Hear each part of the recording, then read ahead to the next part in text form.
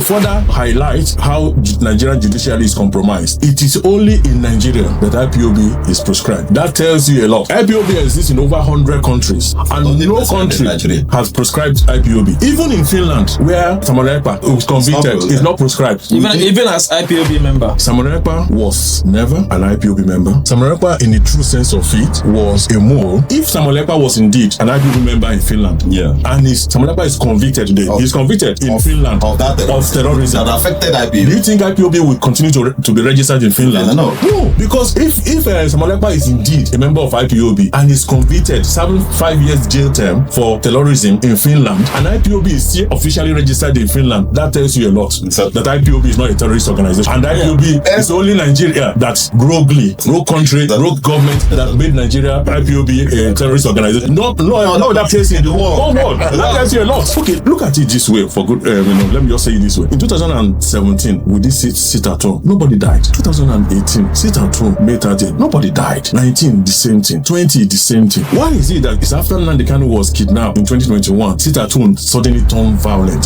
We've done 4 sit at home for May 30th. They were peaceful and nobody died. So why did this suddenly turn violent after 2021? You see, if you've done something 4 times and nobody died, why must it happen the 5th time, 6th time, and people start dying? And that was after Nnamdi Kanu rendition.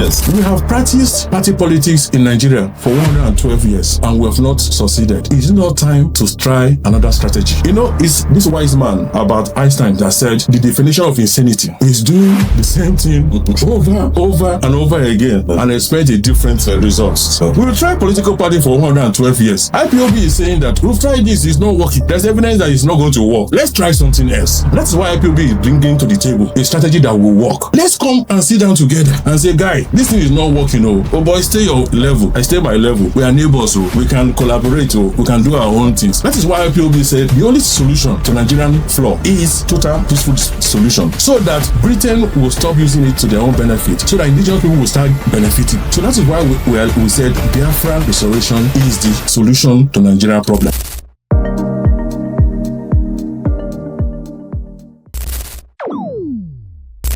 Good evening. Welcome once again to Glasscast Podcast. My podcast, your podcast, our podcast. It's good to have you this evening. And most especially, we will always continue to say thank you, a big thank you for being part of what we do in this, our little studio, bringing out evidence-based analysis to get insights from you. And for all of you who have continuously contributed to most of our analysis in our comment sections, in our emails, private conversation, phone calls, we want to appreciate you. And we would say, continue your good work because you are informing most of the analysis we are providing from this platform. And based on popular demand, you could see Mazi is sitting close to me today for obvious reasons, so I won't let him go. And we have a full house today. Starting, like I said,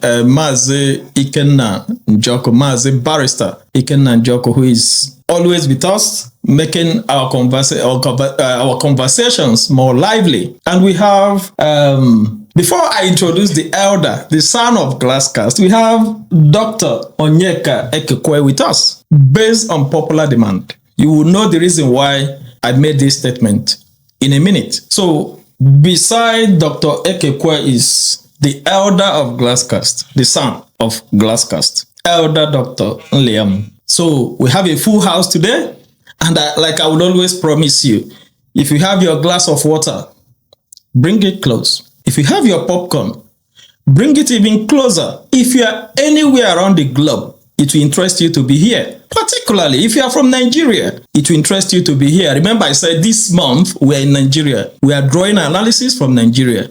After Nigeria, we'll move on to Ghana, we'll move on to South Africa, we'll move on to Uganda. So we have a lot to discuss.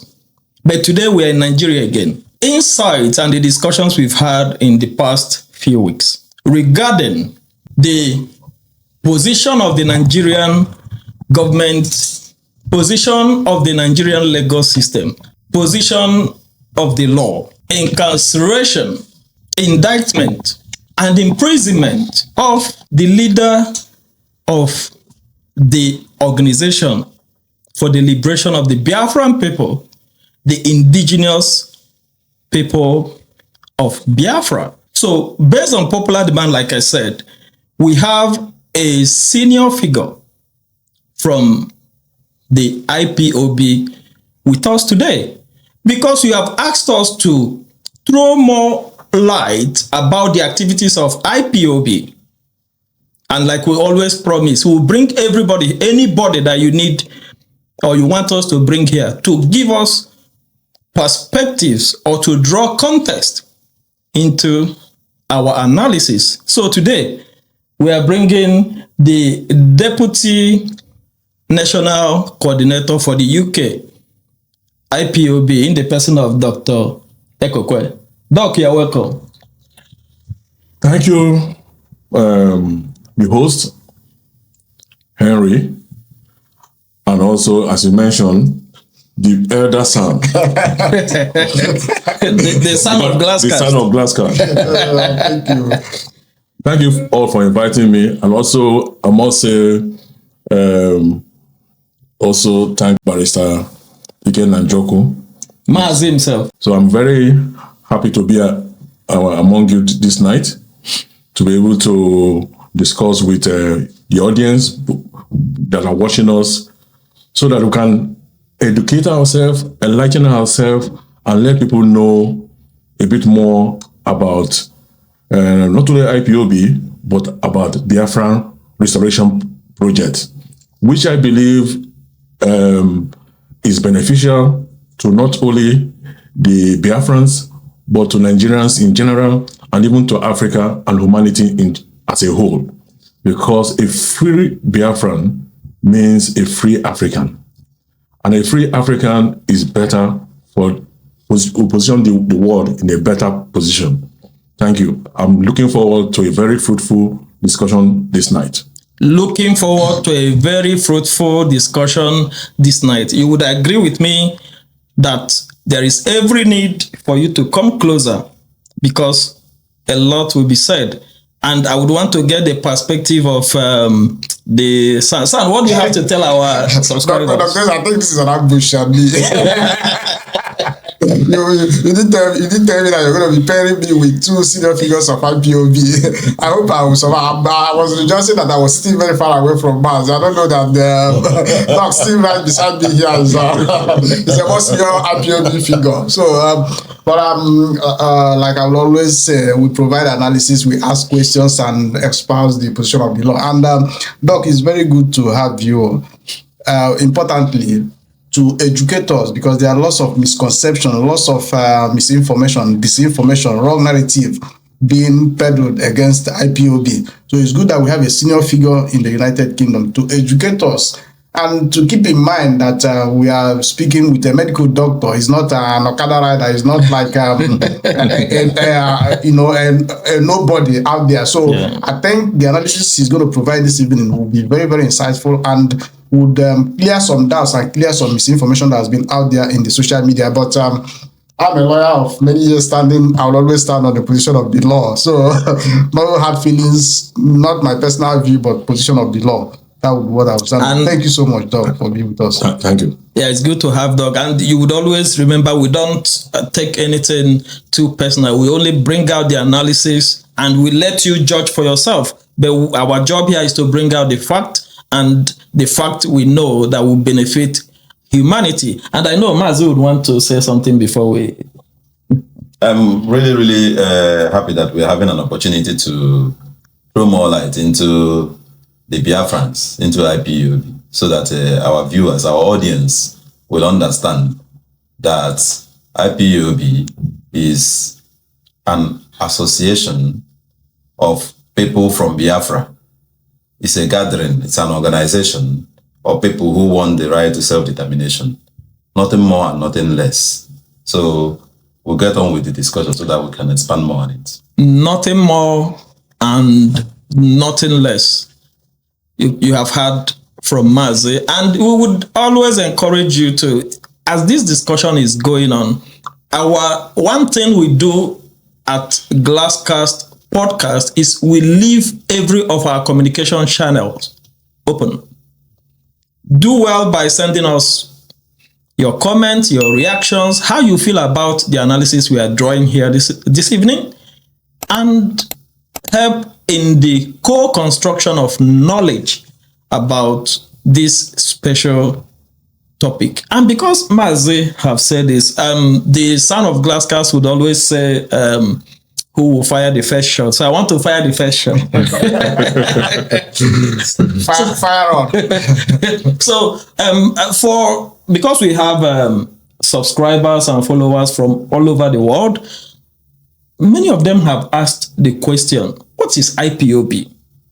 Who is IPOB and what do they stand for? Doc, do you want to throw more light on this? Okay.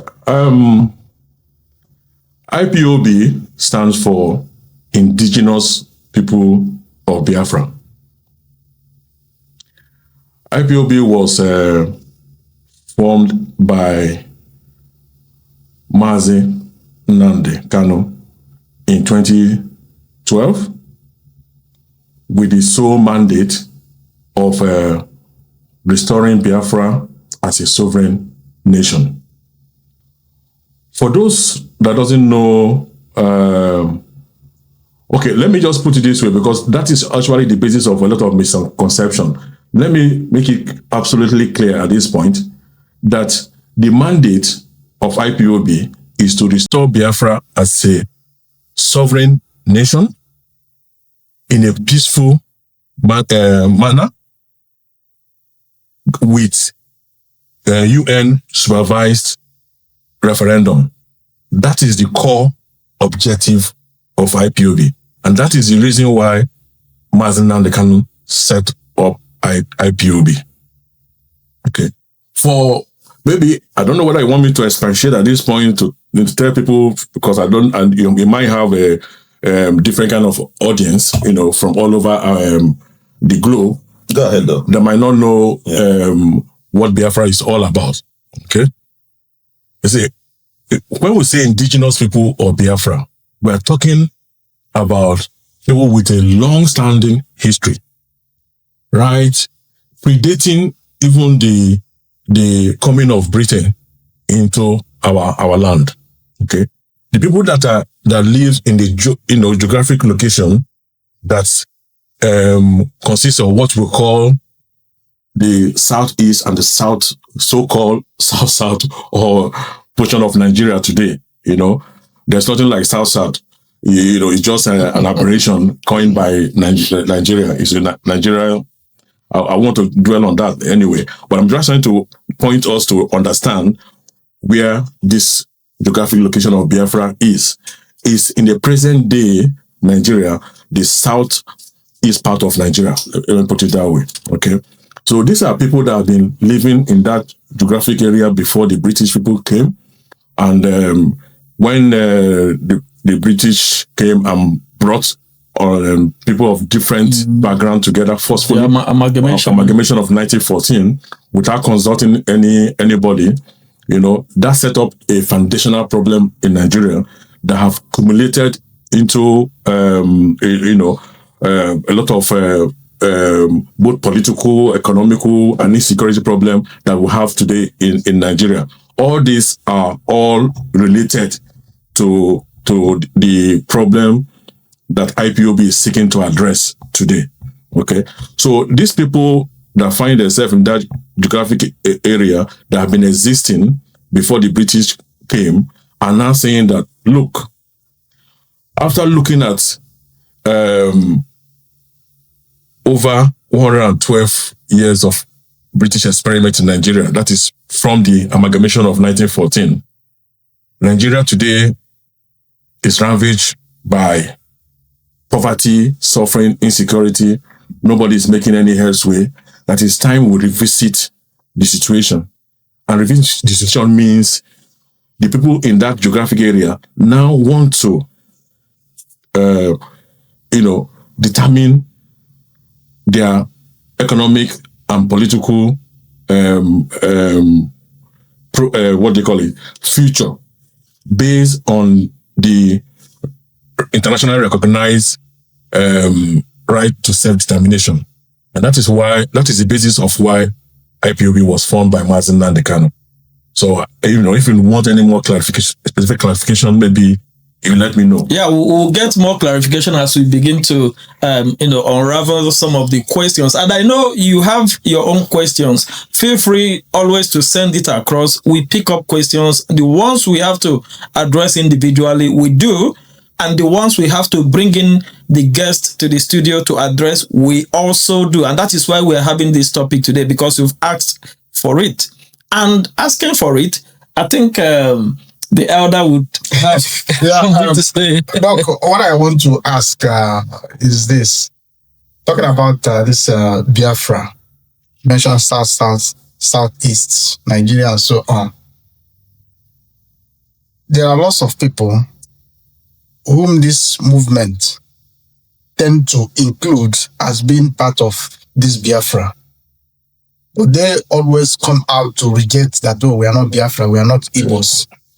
This quest for Biafra, how is it going to be resolved? By identifying the geographical area, carving them out from the map to include the right people and exclude the people who are not supposed to be in there. Because I know one of the popular ministers keeps on saying, I'm not Igbo, I'm not Igbo, and people from South say they are not Biafra, they are not interested. So how are we? Because if we don't have an area properly carved out as this geographical entity, then I don't think we have even started the proper thing for the quest for this Biafra. So how do you think that can be resolved? Maybe I should ask a question. Maybe if you can answer it, then I may also answer it. Okay? The question I want to ask is that, was there a time a country called Biafra existed? Do you want to answer it, or want me to answer it? I want it to come from you. Was there any time frame that there existed a country called Biafra that was recognized by not less than 4 countries? Well, if you ask me that question, Go ahead. If you ask me that question, and if I put my historical thinking hat on, I think from the 30th of May 1967 till about the same period in June 1970, there existed a secessionist Biafra, led by Odumegwu Ojukwu. Actually, it was recognized. I think Dr. What he's talking is far, it goes down beyond the 1967 he's talking about. It's not the 1967 is also the quest for Biafra. Okay. But he's talking about a period that predates even the amalgamation of Nigeria. No, not a period where we have to take it stage by stage. Okay. I want us to not to even go the time predating the 1967. Okay. Let's even to keep it simple for our audience. Okay. Purpose.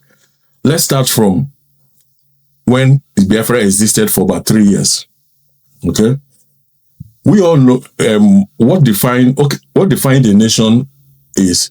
A nation must have a clear geographic location. The people must be, decide to come together and be able to form a government and have a functioning government. That's what defines a nation. Okay. In May 30th, 1967, following a historic, genocidal intention by the then Nigeria government, that led to a lot of killing of Biafrans anywhere outside the geographical area known as Biafran today. I mean, the northern Nigerians, the western Nigerians, let me dive into the historic background. But I don't know whether I have the time to go there. That's why I'm trying to go for it. We have the time because people want to know. I'm trying to keep it as simple as people want to know more. Yeah, go for it. Yeah, we all know that what led to late General Ojukwu declaring Biafra was out of necessity. out of the survival of our people. Okay, our people living in that geographic location has identified themselves as Biafran.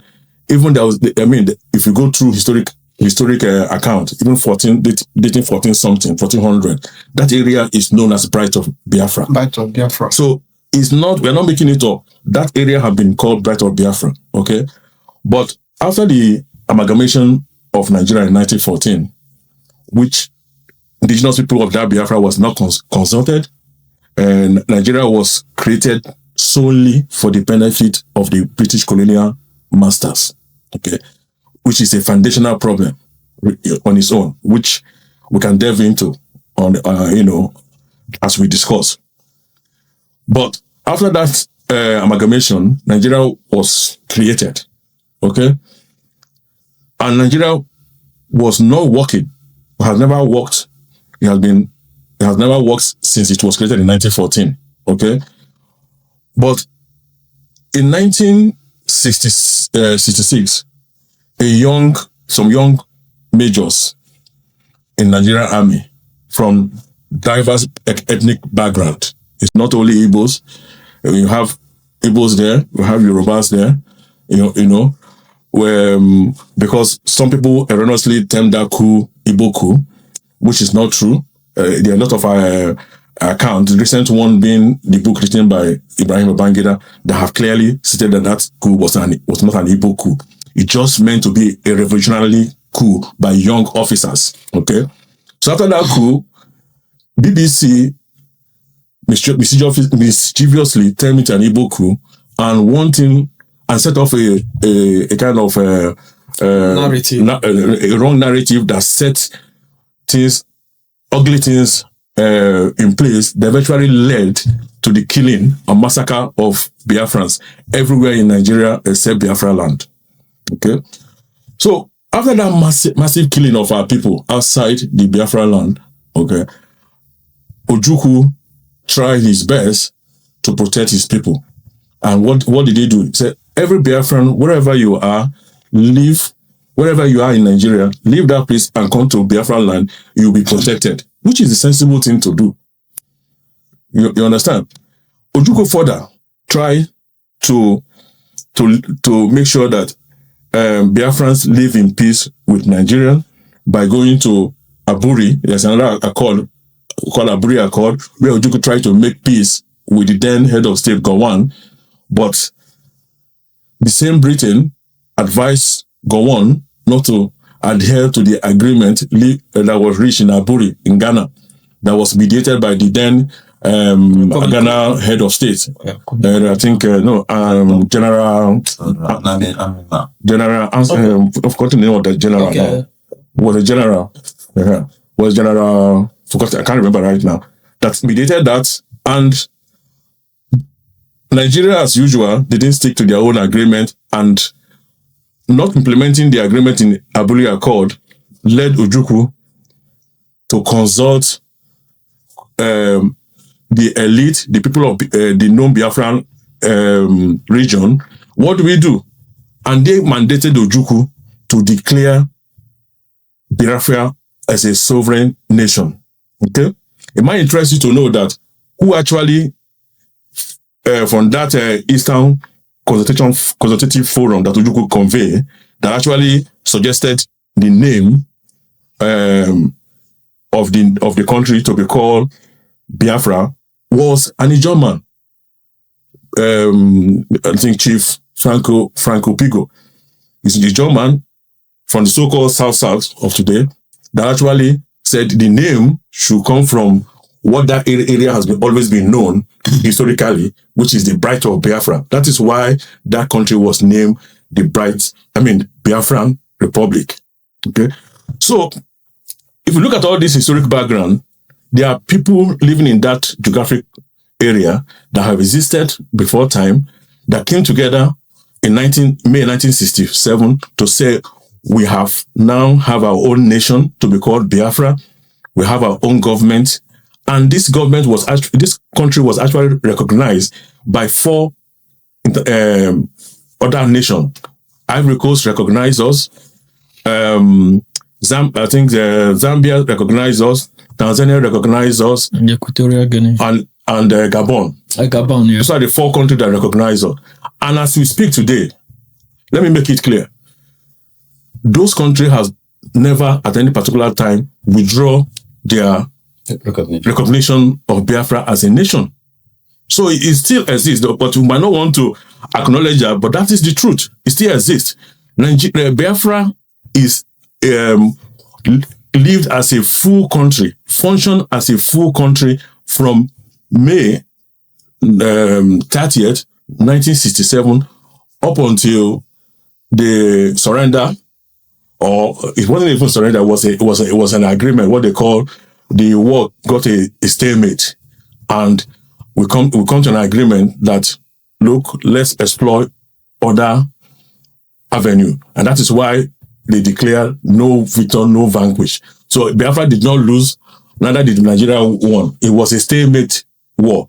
So Biafra existed and is still in existence, even though it's not a nation. And that is what IPOB now wants to restore back as a sovereign nation. If I may chip in something there, you know that to feed into what Doc has said, you know that sovereignty comes from the people. Yes, and by that, I mean, if you have any action by the state, any laws made by the state, that law must have a source. And the source is always from people, because people are supposed to be sovereign, and people are sovereign in any nation. You understand? So, if you check the consultations, including the Eastern Consultative Forum that Ojukwu had before the declaration of Biafra, the General Effiong that went and met Gowon in order to for Biafra to cease to exist, purported ceasing to exist, never got that kind of consultation from the people. In other words, in my opinion, what actually was the effect of the so-called meeting, that an agreement that he had with Gowon, was what the cessation of hostilities. Exactly. You understand? So the Republic of Biafra still exists legally, because the sovereign will of the people, which led to the creation of the state of Biafra, was not gotten before General Effiong met Gowon. So in law, the Republic of Biafra is still in existence. Look, Mazi, you brought in law now. Let me question you on that. Yes. Talked about the sovereignty coming from the people. Yes. And we have a geographical entity called Nigeria at the moment. Yes. And we have a constitution. Yes. What do you have to say about that? Because that constitution has clearly identified the geographical location called entity, even if it's been created by the British or whatsoever. I mean, other nations were created somehow, even in America and so on. But now we have a constitution that have clearly marked out that geographical entity with the states, with the local governments, and even with the, whatever it is, the geographical entity. So how do you explain that, saying that Biafra still exists while we have a Nigerian constitution that's governing a clearly defined territory recognized by almost 100 and something United Nations nations and so on? So let me answer that. First and foremost, the time that the Republic of Biafra was declared, there was a constitution in Nigeria that still included those geographical entities named Biafra. Remember? So there was a constitution of Nigeria that included the parts of the eastern Nigeria that was called Biafra. So for the fact that there is a constitution existing does not mean that there is a cessation of a state called Biafra. Secondly, when we look at international examples, international experience, we will see that in Somalia, for instance, the geographic entity, the geographic area called Somaliland still exists as part of the state of Somalia. But today, all of us know that to Somalia, Somaliland is still part of Somalia. Exactly. Prior to December this year, no country recognized that area as Somaliland. But today, as we are speaking, the state of Israel recognizes Somaliland as an independent sovereign state. That particular area that is Somaliland, that is recognized by the state of Israel as an independent sovereign state, is still part of Somalian constitution. So that is not the basis under which we say that the state of Biafra does not exist. Mazi, you want to throw us into chaos and anarchy. No, I'm sorry to say this. No. If I may just add something to that, I don't think there's any. See, I'm not a lawyer. Yeah, he's a lawyer. He's a lawyer. Yeah. So I'm going to talk plainly from a layman's point of view, from outside law. Okay, he has painted a very brilliant picture, stating how to look at it from the legal point of view. Yeah. Okay. From a layman's point of view, using the example he rightly pointed out, the Somaliland today. Okay. Somaliland demonstrated, just like Biafra demonstrated in those days, that we have a government. We have a government that people recognized. We have a government that was functioning. We were able to prosecute a war. We're able to govern ourselves. We're able to run our hospital. We're able to run educational facilities. We're able to do everything a nation is meant to do. And that clearly told you that, confirm that Biafra existed as a nation. Okay. And it's still existing as a nation in the sense that the 4 countries that recognize it never, to date, officially withdraw that recognition. So for that reason, it continues to exist as a legal entity. And mind you, if you go back to the surrender instrument by General Effiong, in that the surrender instrument, he clearly stated, maybe many of us have not read that surrender instrument. He said, and told Gowon and Nigeria, that if you don't treat the Biafrans well, that the next generation will rise up and fight again. In saying that, he's reminding him that Biafra still exists, so these people are there. They are defined group of people. You need to treat them fairly. You need to treat them, equitably and with justice. If you don't do that, they will rise up again and fight. And that is exactly what has happened. Because in that surrender instrument, we gave a certain terms, condition. Because that war was not accurately won by Nigeria. It was a kind of a stalemate. And that is why they said, no victor, no vanquish. So for that reason, the condition we gave was that treat Biafrans well. If not, they will rise up again and fight. And that was exactly what has happened today. And that is what IPOB is championing. Yeah, Doc, let me finish at the point I was making. That has happened again, and Biafra has arisen. But the nation of Biafra as an entity, legal entity recognized under the law, I don't think I will accept that. That was the point I was making to Mazi, that he wants to throw us into anarchy, that we should forget about our constitution. And once a country, a group of people declare that we are now a nation state, we should start according them all the rights and responsibilities of a nation. You know, it was Thomas Hobbes who said a man in the state of nature, his life is nasty, short, brutish, and wicked.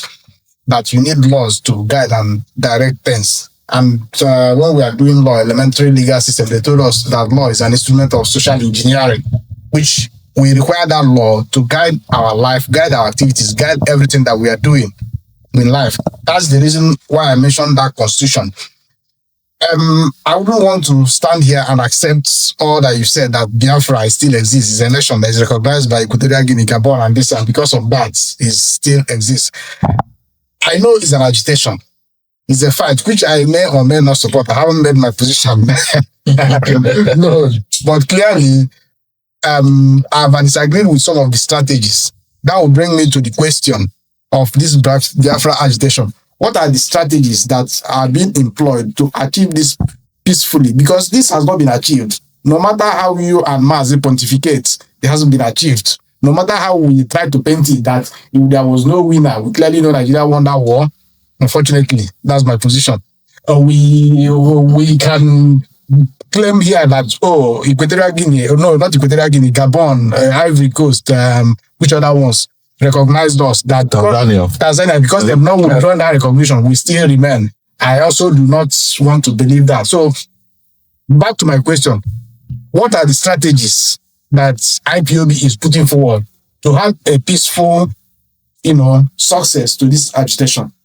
Let me make a short response to him before you then answer. When we were all doing philosophy in school, they told us in philosophy that, I don't know whether it's Socrates or Plato, but as far as I am concerned, that was an African adage that was in Africa before even the existence, the birth of Socrates and Plato. And that adage is that man is the measure of all things. Of things that are that they are, and of things that are not that they are not. Mm-hmm. So if man decides to accord quality to gold, gold assumes that quality. It is man that decides. So today, if I may ask you, the state of Israel, is it an existing state or not? You will say it is existing. But today, there are nations that don't recognize Israel as a state. Yeah. There are nations that don't recognize Israel as a state. So for the fact that a state does not recognize Biafra, does not mean that Biafra does not exist. Just response to that as well. It's always heated and passionate when two of us are here. There should be a minimum requirement to meet certain minimum criteria. Yeah. Before something, you even accord that this scope, the goal that you want to accord it. Yeah. So the points I'm making is that if what you are saying is right, then we shouldn't be talking of Biafra agitation. We should be talking of Biafra as a nation. That's why IPOB talks about Biafra, the restoration, not the creation of Biafra. Exactly. That's what we talk about. You never see us talk about. We have a discussion where we talked about right to self-determination, right to self-determination. Yeah. You are trying to exercise that right, which hasn't come. You are fighting for it. That's what you have repeatedly said. Yes. So it's still a fight. It's still a battle ongoing, which has not happened. It's a battle that is being fought on two fronts. It's a battle. You haven't won the battle. You haven't won the battle on two fronts. So we would be very, very grateful. Israel would be very, very happy if Iran, if Pakistan, if Syria, if all those nations recognize it today as a sovereign state. You understand? But at the moment, there are still states that don't recognize it. So it wouldn't say, I will not continue to exist because they don't recognize me. He's not going to say that. So for us Biafrans, we shall continue to fight towards the recognition of the state of Biafra by every nation. You have asked my question in a different way. Doc, where are the peaceful strategies to achieve this? Because I know you are not a violent man. You don't support violence. Neither is IPOB a violence movement. So give us the strategies to a peaceful solution to this agitation. At the introductory base of this discussion, I stated it, but let me make it more clear for us today. IPOB, led by Mazi Nnamdi Kanu, the one I'm part of, the one Ikenna Njoku is part of, IPOB that is known worldwide, that we all belongs to, is a non-violent movement. And it has remained so right from inception till date. IPOB had never advocated for violence in any shape or form. It's a misconception that I need to address in this forum, so people will get it clear. The mandate of IPOB is not the creation of Biafra, because Biafra existed and is still existing legally. It's the restoration of Biafra through a peaceful means. That is what is contained in our code of conduct. That is what's contained in all our policy book. You understand? IPOB seeks to do that by mobilization of the grassroots, educating the grassroots. Because, you see, history has been taken away conveniently from our curriculum in Nigeria. And a lot of people, not only even Nigerians, not even only Biafrans, even Africans, a lot of people have forgotten about their history. It's just recently that people are becoming come to realize that history is very important, and people are going back to study it and start seeing that, I didn't know this, I didn't know that. You understand? So that is why what the strategy of IPOB is, one, grassroots mobilization. That is why when Nnamdi Kanu came, he was going around every country where we have Biafrans, calling meetings, discussing with people, telling them what is wrong with Nigeria, the flaws with Nigeria, who we are as Biafrans, why we should restore Biafra back to his former glory. He went around for many years doing that. He did that physically. He also did that by opening Radio Biafra, where he communicates to the people. You understand? He even went back to Nigeria at some point to go to a specific location all across Biafra land, educating the people, organizing the people, mobilizing the people. That is why IPOB today has a strong grassroots base. Yes. That is the biggest strategy. The first strategy Nnamdi Kanu achieved, or IPOB achieved. We mobilized from the grassroots. And we had a solid grassroots base, not only in Nigeria, but also worldwide. IPOB is available, duly registered in over 78 countries of this world. We exist in over 100, but officially registered in 78. You can go and verify it. Okay? After registering in 78 countries, now mobilizing diaspora Biafrans. Okay? So we now have both solid grassroots base in Nigeria and solid diaspora base all over the world. You understand? That is the strength of IPOB. Okay? And the way the strategy of IPOB in achieving Biafra peacefully is through advocacy. Political advocacy, legal advocacy. IPOB will go to court in foreign countries to advocate. If you have any difference with anybody in foreign country, we sue them to court, we admit the court. That's because we have a right to do so. Even in Nigeria, we've won a lot of landmark judgment, even in Nigerian court. You understand? So we use official means, legal means, political means to achieve our goal. We also use what they call it now, international engagement and diplomacy. All these are known peaceful means of getting things done. And of course, in any activism, you have to put element of civil disobedience. Civil disobedience is recognized, peaceful means of achieving your political favor or your own right, advocacy for your own right is recognized. So we also use civil disobedience. We protest peacefully. All the protests involved with IPOB members in Biafra land and diaspora. Has anybody seen anybody carry a knife or a gun or anything? No, nobody. All we carry is placard, and we march on the street. We talk to people with flags. We give people handbills and posters. That is peaceful means. Okay, we've never been violent. Okay, so those are the way we want to achieve Biafra in a peaceful means, and it's working. And because of our advocacy, both in Nigeria, outside Nigeria, we successfully brought Nigeria to its knee not by using the bullet or the gun, but by exposing all the flaws of Nigeria government, politically, economically, all the insecurity. Look at what is happening in Nigeria today, the Christian genocide. Who brought it to the fore? IPOB. Exactly. You understand? Exactly. So those are the peaceful means. Our strategy is to expose to international community and to everybody to see Nigeria as it truly is, that it's a failed experiment by the Britain, and that Nigeria needs to cease to exist so that every indigenous person in Nigeria will emerge to achieve their God-given potential.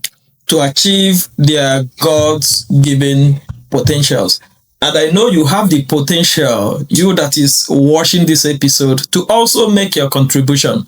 We would want you to send us your feedback, send us a comment based on the analysis we are drawing here today and your own perspective, putting things in context.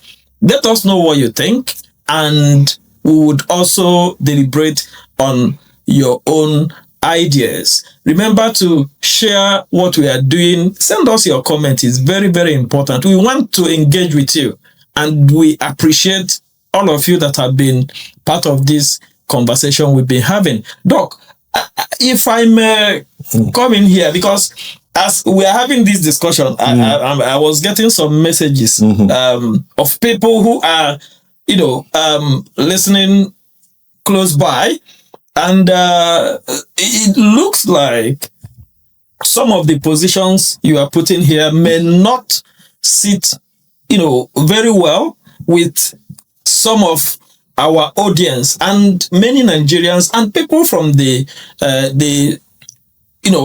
supposedly the Biafran nation, about some of the positions we are deliberating on here today. Like, I will give you a few examples. Okay. I've had, if you look at the book of history, some people have raised the argument that the Biafra, the bite of Biafra that we are talking about, if you look at even before in the 15th century, 16th century, it's discovered that area of Biafra covers even the present day Equatorial Guinea, Cameroon, up to Senegal. So for the indigenous people in Nigeria, Igbos or the so-called South that we have today, begin to lay claim to this area, I wonder what, maybe when you secure the Biafra, I wonder if Cameroon will not come and claim it like they claimed Bakassi. Then that is one. Two, you said that Biafra did not lose the war. But we have the statistics that Biafra, a nation that is fighting a war and losing over 3.5 million people, apart from losing lives, they were being starved of everything, including food. And they had to surrender. Some people may not agree that they didn't lose the war. Thirdly, we are talking about Major Philip Effiong, who coordinated the surrendering of the state of Biafra through the non-victor, non-vanquish, acronym, I would say. But you are fighting a war, your leader ran away and left the inexperienced people to execute the war. We only hear about what they did. We don't know what Effiong and Ojukwu discussed.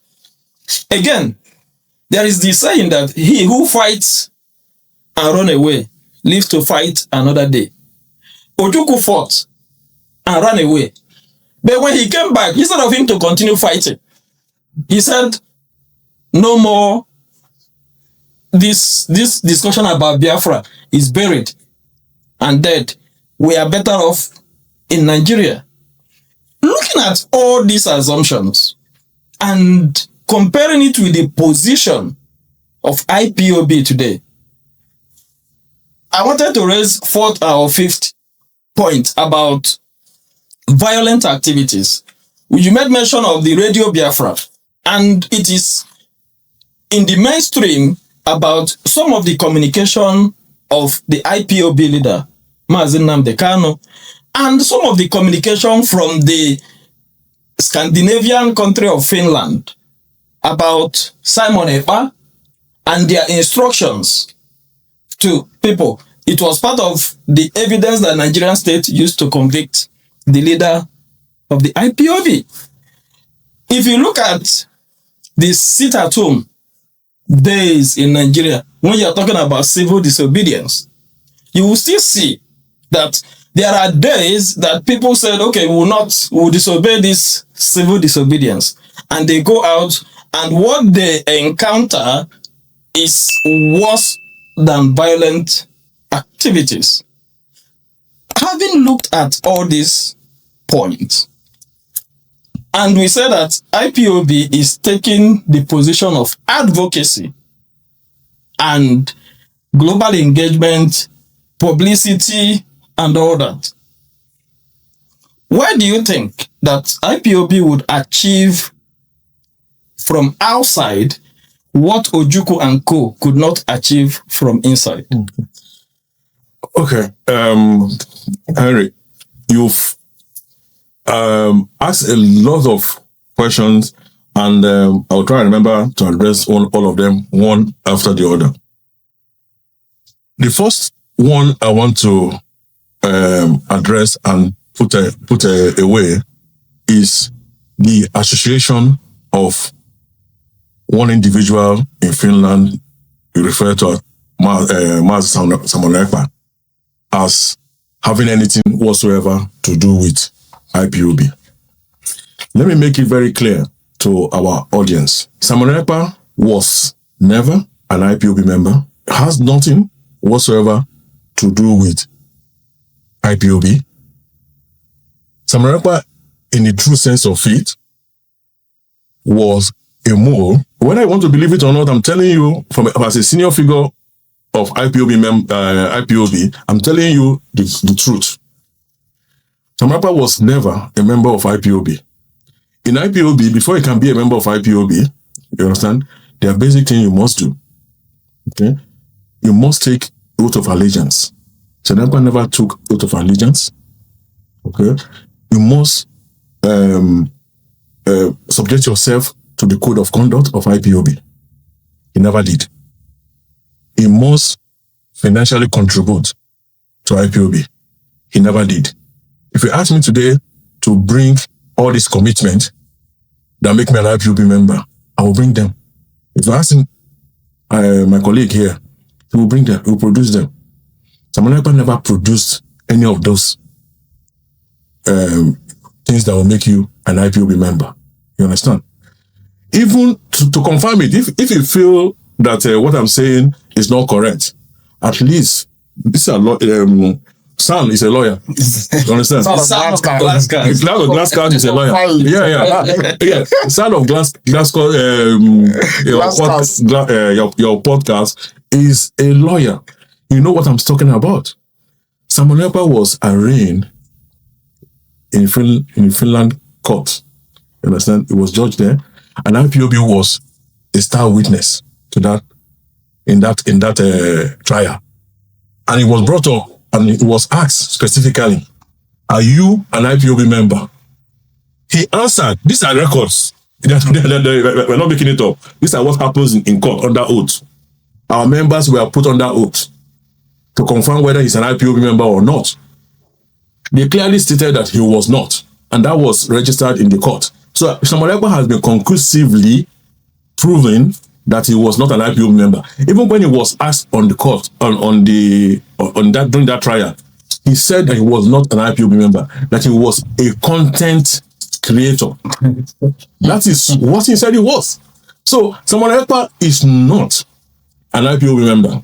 So whatever he does, or whatever he did, or did not do, or involved in, was nothing to do with IPOB. It's Nigeria government that employed him to bring out things that they can use to what they call it, to illegally jail or convict Mazi Nnamdi, as you rightly said, that the things they used in illegally convicting him were things ascribed to Samonekpa. That tells you all you need to know, that this Nnamdi was illegally kidnapped in Kenya and was in DSS custody.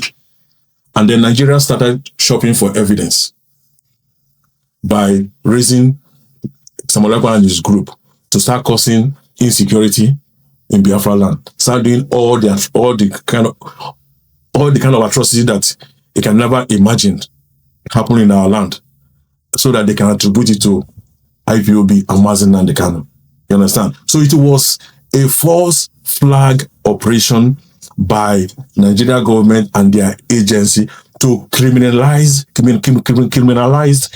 our activism, our legal self-determination project. So let me just make it conclusively, not to waste so much time.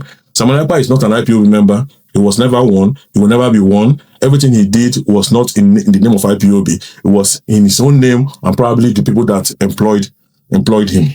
Well, Doc, it's good we are clarifying in all this area, because if you go out there, if you look at mainstream media, even the media within the Nigerian system, they've always ascribed the activities of Simon Ekpa to that of IPOB. But, for us not to continue to dwell in this area, because I know people want to hear about what next. Today, Nnamdi Kanu has been imprisoned. He has been found guilty, whether people agree with it or not. That is the current position of things, and I believe the son of Glasscast.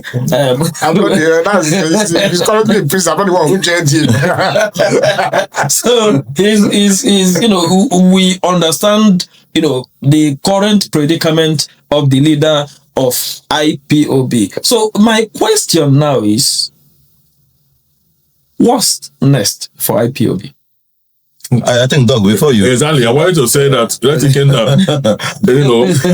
handle certain aspect of that to clarify it before I say what I want to say. Dr. Eze asks lots of questions that most of our viewers will obviously be thirsty to know the answers. First and foremost, you talked about the region called Bight of Biafra. Mm-hmm. In terms of the restoration of a sovereign state of Biafra, I don't think that has anything to do with it. Today, if you look at the quarrel that Greece, the state of Greece has with Macedonia, not Macedonia, I called it Macedonia first because that was the name. Greece claimed that this thing that you are calling Macedonia is anciently our territory. So when you are talking about Macedonia as your nation, you are indirectly referring to us. So can you find a way? It, in fact, caused a big rift between the two nations. Today, they decided to term their territory as North Macedonia instead of Macedonia. So in terms of some regions in Cameroon claiming that, okay, if you claim to be indigenous people of Biafra, that you are as well talking about, or that one shouldn't in any way or form lead or be an obstacle towards the establishment of the state of or the restoration of Biafra. Secondly, the issue of this violence and the protest. The doc has said it here when he started that the main brain behind the establishment of IPOB was to make sure that there is a UN supervised referendum. You understand? So that at the end of the day, Biafra will be restored. You know that there is this adage, I continue to say that our people, our ancestors, they are very, very wise. In fact, it's more like in every sector of life that you go, we have adages that support it. Our people say that, give a dog a bad name to hang it. The very first thing that colonial masters do is when they want to hang you, when they want to demonize you, they give you a bad name. It didn't start from today. It didn't start from IPOB. If you look at our mothers, during the 1929 so-called Aba women riot, remember what caused that riot? The so-called riot. That was a protest against excessive taxation by the colonial masters. Why did they term it riot? So that when you call the word riot, automatically disorder comes to your mind. And what are you going to do? You start clamping them down. That's what you do. So the colonial masters, the British, called the normal economic protest of our women against excessive taxation. They called it riot so that they will brutalize our women for demanding not to be excessively taxed. And why were they taxed? In line with colonialism, to exploit our mothers so that the fruit of their labor will go to breed them instead of staying with our moms. So the same, no, I need to finalize this point. The same thing is what they are doing to IPOB. In order to demonize it, they started pushing it so that it will be seen by people across Nigeria and the world as an organization that has anything to do with violence. No, IPOB is a peaceful organization. That was why even when they went to court in Nigeria, they got the court order that they got through an ex parte motion. What you call ex parte motion is when you go to the court without the person being there with you. The person against whom you went to the court with being there with you, you get the judgment at the person's back. That's what they did. So at the end of the day, IPOB is a peaceful organization that is established for the restoration of the state of Biafra. We have nothing to do with violence. And Mazi Nnamdi Kanu has said this in a radio broadcast. I can play it to our audience that Biafra is going to be established without war. He said it expressly.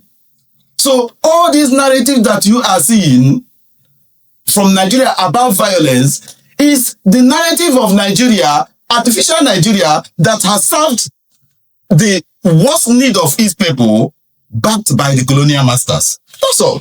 Mazi, I have my position on that. I have my view on that. I'm from Southeast, and we hear stories of violence and violent attacks. Sit at home, people who try to get you out, and the proscription of the IPOB as a terrorist organization. That's currently stands, and that judgment, whether it's party or notice, has been appealed, and that appeal was lost. I hope you're aware of it. It has been appealed to the Supreme Court. Well, for now, they lost. It's a court of appeal judgment. Yeah, even if it's a court of appeal, that's a subsisting court judgment. So the status quo remains. If the status quo remains, it means that this organization is prescribed. We still have a shot. Yeah, you still have a shot, obviously. But for now, like I will say, I'll stay on the law. For now, until that shot, you get that, score that goal. Let me. Let's interject here. Okay. Do you have confidence in Nigerian judiciary as it is now? Do you remember a lawyer called Dele? Do you know Dele Farutumi? Yes, I know. You know the book he wrote about Nigerian judiciary system. Yeah. What happened to him after he wrote that book? Exactly. You see, when we are talking about Nigerian judiciary,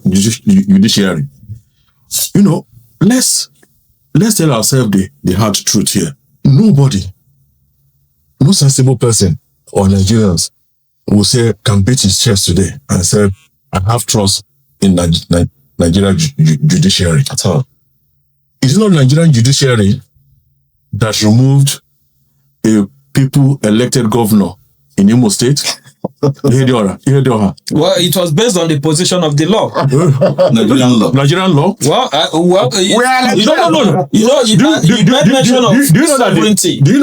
you know that the judge that gave that particular judgment later said he was under duress to have given that judgment? Okay. What I'm trying to say is that Nigerian judiciary is, whoever is under the executive arm, that is one, and whoever pays the most money determines the judgment.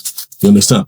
So the judiciary is highly compromised. Highly compromised. We all know this. Yes. Because if it's not highly compromised, look at the judgment, so-called judgment that convicted Mazi Nnamdi Kanu. If you read that 144 page, I'm not a lawyer, but every lawyer that I've spoken to, even me reading as a layman, was a lot of flaws, legal flaws in it. You understand? Mazi Nnamdi Kanu was convicted without even telling him under which statute of the law that is being convicted. I know that's not your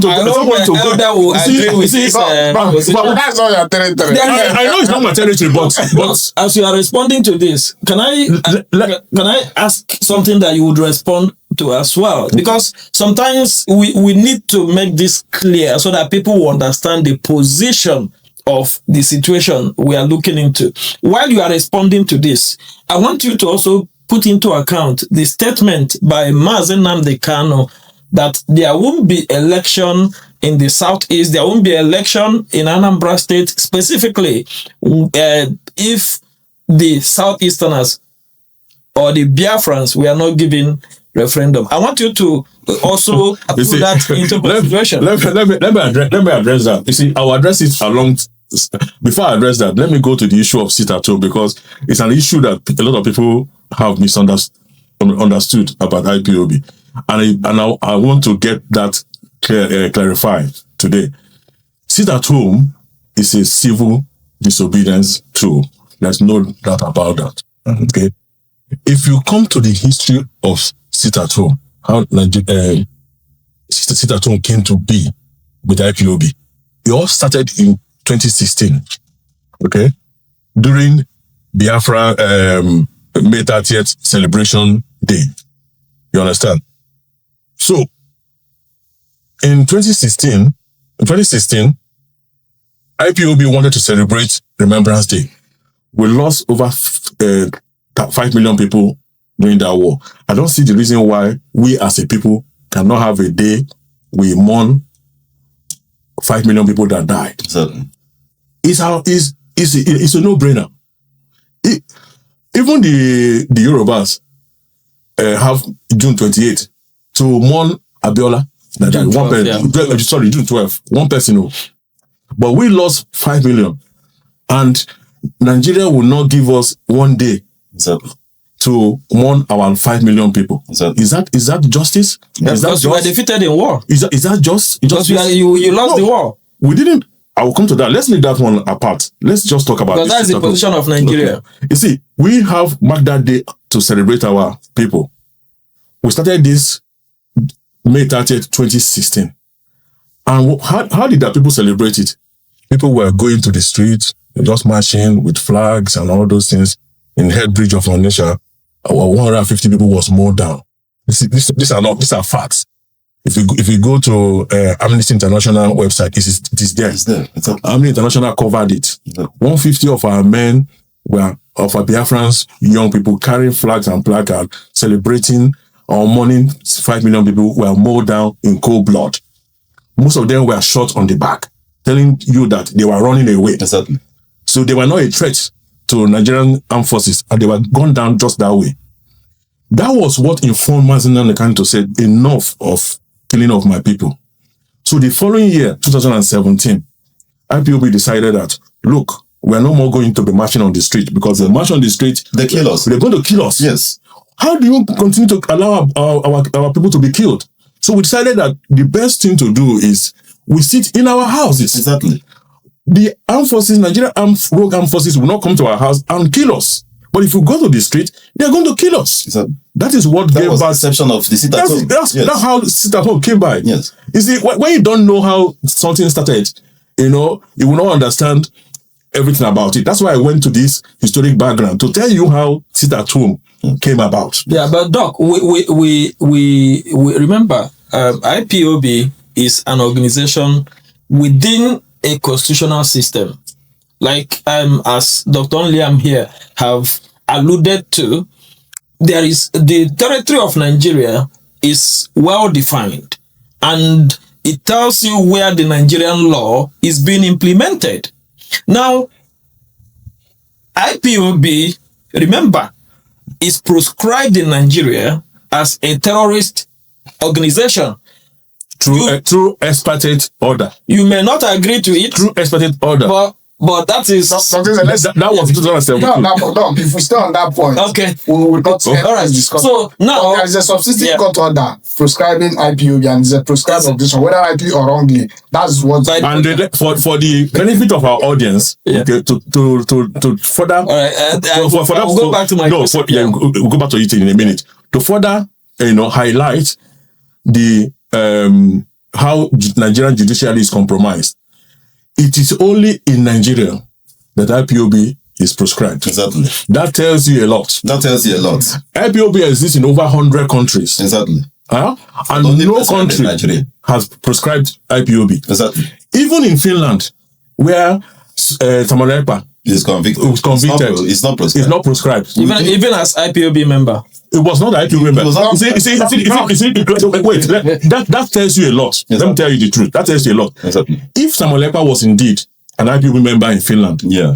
and Tamolepa is convicted today, he's convicted in Finland Of that terrorism. that affected Do IPOB. you think IPOB will continue to be registered in Finland? No. No, because if Tamolepa is indeed a member of IPOB and is convicted, serving 5 years jail term for terrorism in Finland, and IPOB is still officially registered in Finland, that tells you a lot. Exactly. That IPOB is not a terrorist organization. So, and IPOB is only Nigeria that roguely, Exactly. they are rogue, Exactly. rogue country, Exactly. rogue government that made Nigeria IPOB a terrorist organization. Exactly. No that place in the whole world. That tells you a lot. Henry, when you have Mars here and you have a senior figure in IPOB, you don't have this discussion is going. Yeah. Let's not stretch it that far. I want to ask a very important question. No, let me finish the sit-at-home issue. Yeah, because where I was coming to on the sit at home, the sound you would take over after this. Where I'm coming to here is that you cannot be a government, whether you call it a rogue government or a legitimate government. A government is a government, and an organization which you as a government have proscribed is now giving orders to your people to sit at home on a certain day, even though the elected officials within that geographical area disagree with this position, and the elected officials are the chief security officers of these areas. They manage this area, they run these areas. They still disagree with the position of the organization. And here you are instructing people to sit at home.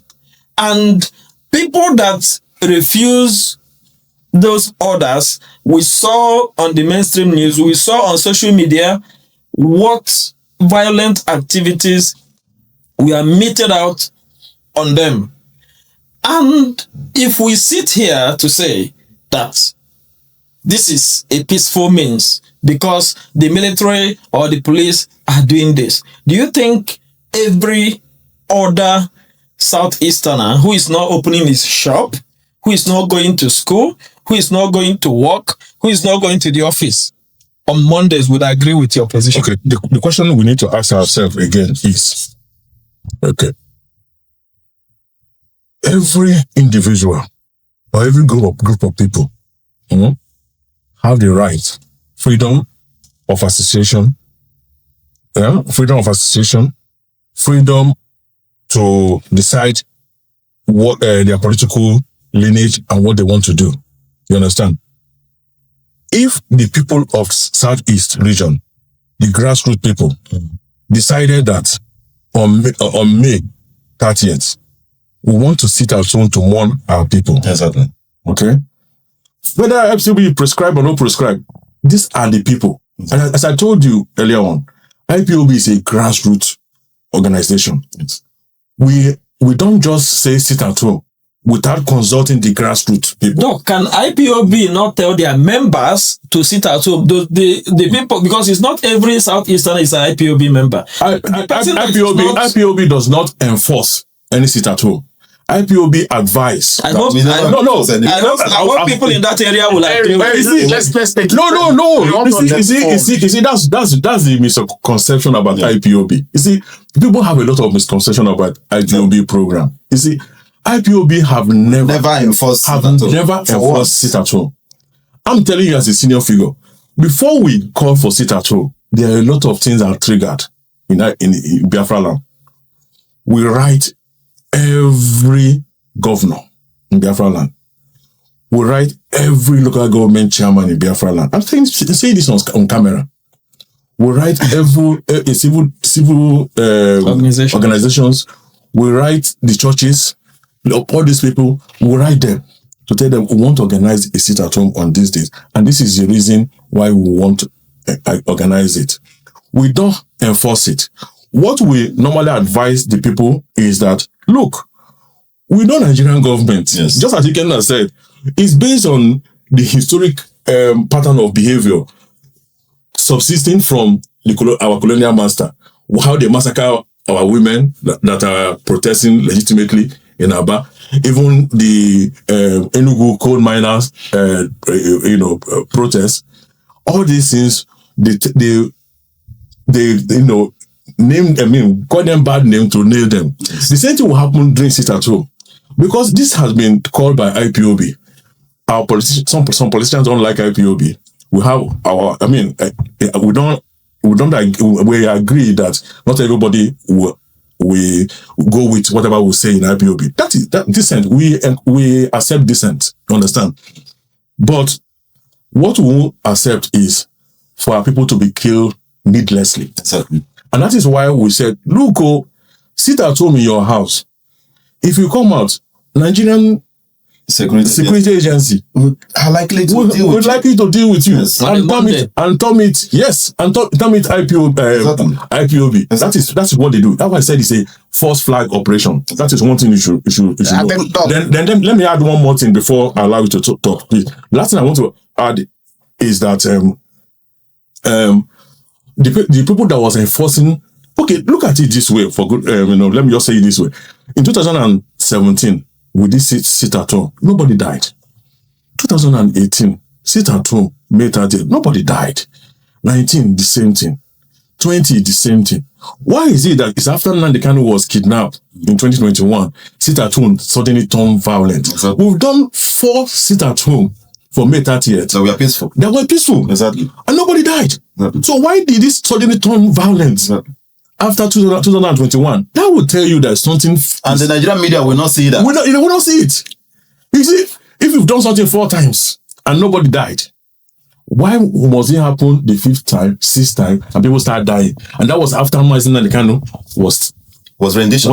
Yes. Well, not before. A lot of questions to ask and a lot of answers that we would see. We are running out of time. Yeah, and we have waited on this sit at home for too long. Yeah. But one point on that sit at home, we know that it doesn't happen only on 30th of May only. It happens on every Monday now, but that's an aside. I don't want us to go back on sit at home. Whatever the position is, we may or may not agree on that. But one question, very important, I want to raise is at the beginning, you said the mandate is to organize a United Nations supervised referendum for the restoration of Biafra, right? At least we agreed on that. The question is, Nigeria have a constitution at the moment, and this Biafra we are talking about is part of that Nigerian constitution. Territory. And the section 1 of Nigerian constitution is Nigeria is the one indissoluble, indivisible entity. And for this referendum to happen, there will be constitutional amendment, which after that constitutional amendment, then the step of supervision by United Nations. And for these things to happen, at least somebody should move a motion in our National Assembly to say, let's amend this constitution to remove this place and to give us opportunity for this referendum. And IPOB does not participate in Nigerian politics. How can this even be started? Okay. How can this process be started? Thank you for this That question. you being in politics, that having somebody to raise my hand and say, let's move a motion for this. That's a very important. That's a very important question, and thank you for that question. Let me make one thing very clear. IPOB is not anti-democratic. Okay? After all, Biafra land can be said to be the birthplace of democracy. Long after Britain, Europe were practicing monarchy, democracy was live in Biafra land. Yes. That is true. So we are democratic.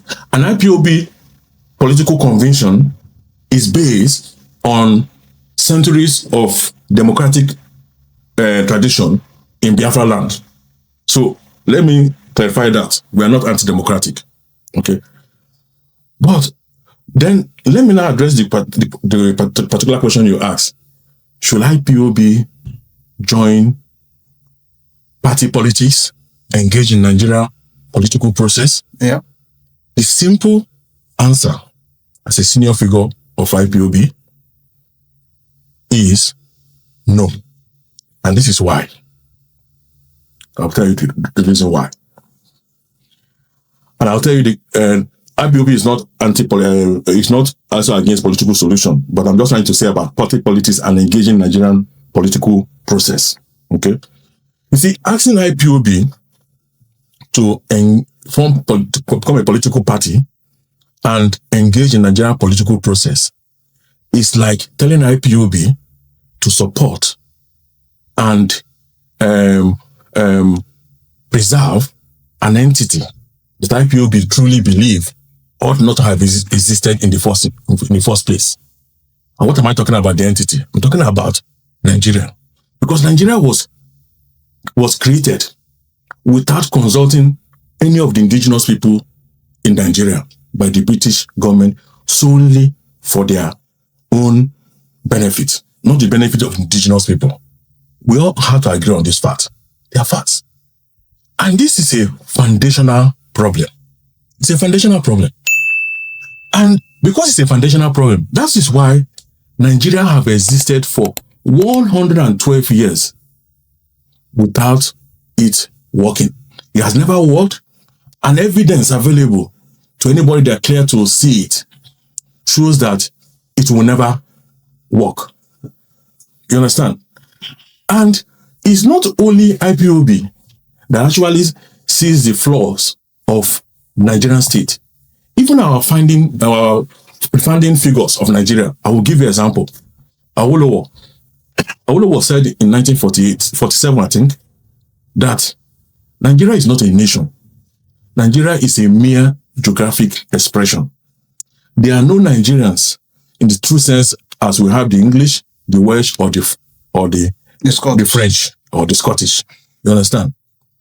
But he recognized, Chief Awolowo rightly recognized that Nigeria is an unworkable union. But rather to work hard after the flag independence of Nigeria in 1960 to dismantle the unworkable union, what did he do? He formed political party.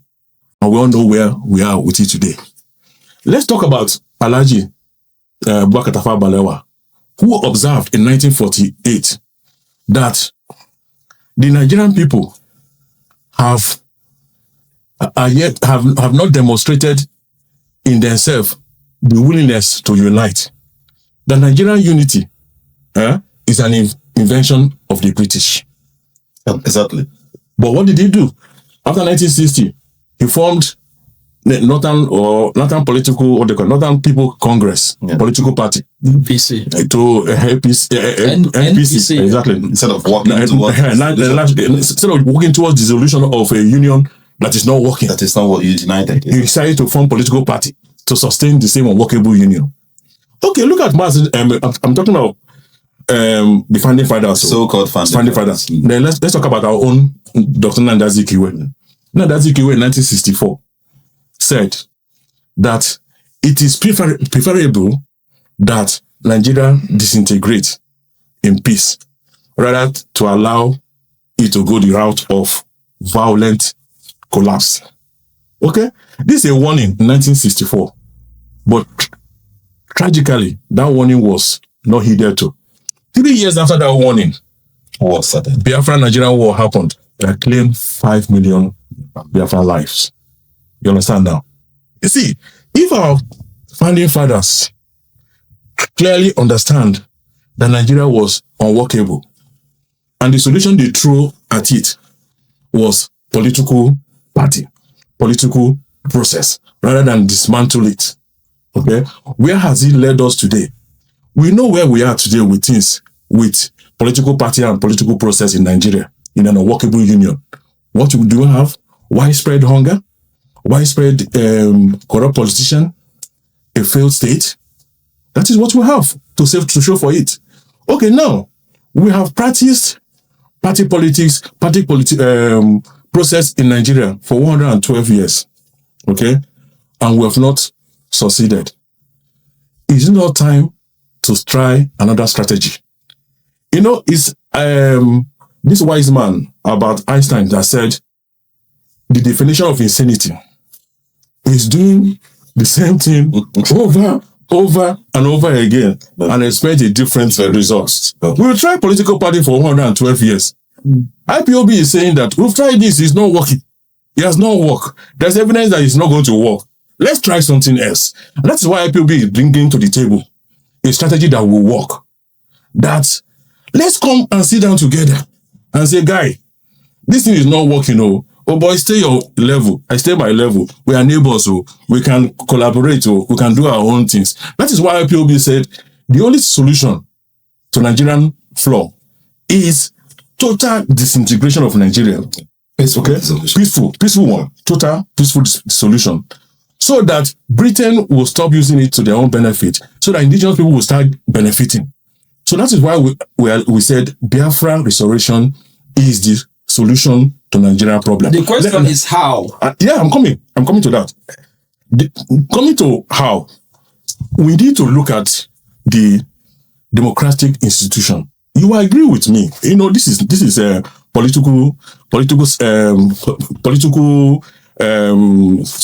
call it? 101. Politics 101. For any political process to succeed or democracy to succeed, you understand, you need credible institution to sustain it. Do we have those credible institutions in Nigeria today? The answer is no. We don't. We don't have any credible institution to sustain it. We don't. And look at the institution we have in Nigeria. They are consistently being destroyed systematically. Look at the executive arms of government. They are just managed by the soulless, corrupt politicians that don't care about the people.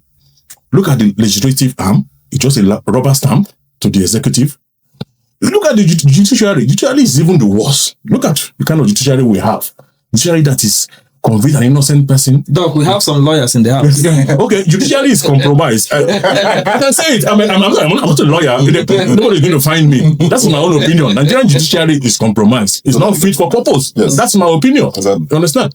Then the media, which is supposed to be the fourth arm of the government, what are they doing in Nigeria?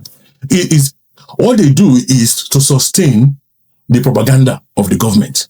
You see, this current Christian genocide, the people I hold mainly responsible is our media, because they've not been reporting the truth to the people. Yes.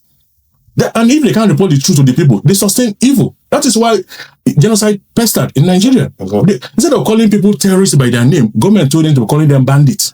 And that is sustaining the evil. Exactly. So the media aspect is even zero. Exactly. We need media to sustain a good democracy. Yes. We don't have it in Nigeria. We don't have it. We don't have it. Look at the armed forces and police. Are they any better? No. Is it the armed forces that have been infiltrated by repentant so-called Boko Haram?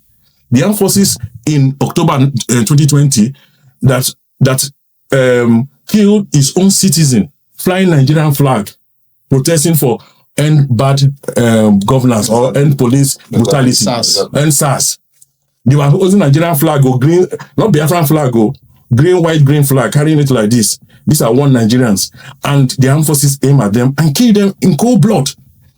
Police brutality is everywhere in Nigeria. Exactly. How many people have they killed in Biafra, and they're still killing till tomorrow? Exactly. These are the institutions that are supposed to sustain a democratic process, a political process. We don't have it in Nigeria.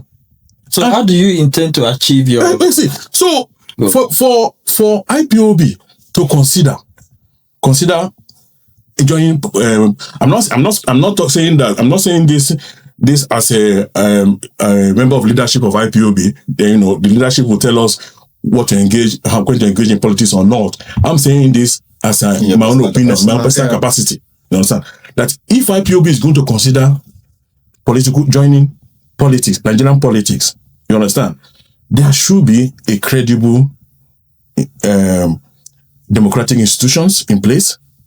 The level playing ground should be leveled so that, the political process becomes seamless. You understand? Because the way it is now, you understand, you're not even sure of the election. The court will decide, the Supreme Court will decide who wins. The INEC is not fit for purpose. Everything is not the way they should. You understand? In a decent environment, yes, IPOB would definitely want to engage in politics. Just like example, what we have in Sinn Féin in the island. I can give an example, another island. Understand? They started like the way we started too. Mind you, British government called them a terrorist organization, just like Nigeria is calling us today. Exactly. But Sinn Féin, are they terrorists today? Are they not a government ruling the Northern Ireland? Exactly. So calling us terrorist organization does not make we a terrorist organization. You understand? Exactly. So Sinn Féin has even a military wing to it called IRA. Yes. Understand? Yes. But British government, despite that, engaged with Sinn Féin. Exactly. Understand? That is why they negotiated the Good Friday Agreement in 1998. Yes. with American backing them. Yes. Understand? But we in Biafra land, do the Nigerian government engage us? No. No. They call us terrorist organization. They refuse to engage us. They even went to kidnap our leader, provoking us, and illegally jailed him. Yes. Instead of them to engage with us, we have legitimate grievance Exactly. that is supported by United Nations Charter, Exactly. African Charter, that is coded in Nigerian law. Our activism is genuine. Exactly. So Nigerian government should engage with us. Exactly. Just like British government engaged Sinn Féin. Exactly. After engaging them, they reached an agreement in 1998, and their political process started. Exactly. So the Nigerian government, for IPOB to be able to engage in politics, the first thing Nigerian government must do is to proscribe IPOB. Exactly. One, Yes. engage with our leadership so that we can negotiate Exactly. and then start the process. Exactly. Without that being in place, there's no way IPOB will subscribe to a political party or political process without any form of engagement. And international organization or international community, just like America, backed the Good Friday Agreement. International community too, like America, Britain, whoever you want to call it, United Nations, Yes. must also back that negotiation Yes. and that agreement. And that is the beginning of political process. But having said that, IPOB is not shying away from politics. We don't have to form a political party to play politics in our land. IPOB is getting into control of the political landscape of Biafra land without actually being forming a political party. How do we do it? Because we are a grassroots organization. We control whether people like it or not. IPOB is in control of Biafra land. That is why when we call That's a basic fact. when we call sit so everywhere is a ghost Exactly. town. We are in control. Exactly. There's no doubt about That's it. a basic fact. Whether you believe it or not, Exactly. it's a fact. It's a to fact. know. Yes. We control that space. Yes. Understand? Exactly. And because we control that space today, we are going to mobilize our people from the grassroots as usual. And what we are going to start with, we're going to see a tsunami in this coming election. Tsunami, not because we're going to be part of the candidate or so, but any corrupt Biafran politician is going to be voted out. We're going to make sure people don't support them. And if they start their rigging, we'll make sure we start from that to make sure the people's choice, just like Alex Oti came up in Abia State. Yes. A lot of that kind of Abia State scenario is going to happen in Biafra land, and it's going to be engineered by IPOB, being a grassroots movement. So we are not shying away from political process. We are going to engage, but at the right time. Before we can engage in political process in Nigeria, Nigerian government need to proscribe IPOB, need to engage us officially. You need to proscribe IPOB and deproscribe IPOB and engage us democratically. And then this discussion, you would agree with me that it has been very, very interesting. And we would want to begin to draw the curtain at this stage, because if we leave this discussion, it's going to take hours and hours. And we wouldn't want to bore you so much with so much discussions. But what we can promise you is that we would bring Doc back to the studio. I can promise you that, and I believe Doc would oblige us that opportunity to come and for us to have more constructive conversation. If not for anything, I would in that section ask about their relationship with the person of Alex Oti, because of the positive commendation that is coming from here. So it is, you would agree with us, and everybody here would agree that it has been a very interesting conversation this evening, very constructive, very evidence-based, very what is the term now? Very educating and very insightful. And I would want to encourage us to tell us what you think about this conversation we've had today. What is your feeling? Use the comment section and let us know what you think. And from all of us here, starting from Dr. the elder, the son of Glasscast, Dr. Liam, and the able senior doctor, Dr. Ekekwe, and the Mazi of Glasscast, the Mazi in the house, and from my humble self and from the crew of Glasscast podcast. We want to say thank you for being with us today, and we'll see you in the next episode.